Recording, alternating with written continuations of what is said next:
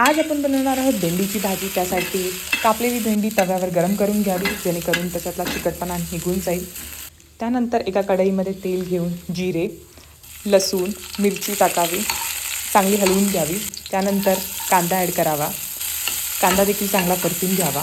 कांदा परतत आल्यानंतर त्यामध्ये टोमॅटो ॲड करावे.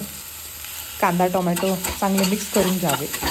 परतून झाल्यानंतर त्याच्यामध्ये हळद, पावभाजी मसाला, गरम मसाला, धने पावडर आणि कसुरी मेथी टाकावी.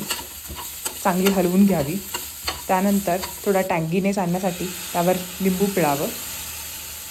त्यानंतर परतून घेतलेली भेंडी त्याच्यामध्ये चांगली मिक्स करावी, चांगली हलवावी, जेणेकरून सगळे मसाल्यांची चव भेंडीला येईल.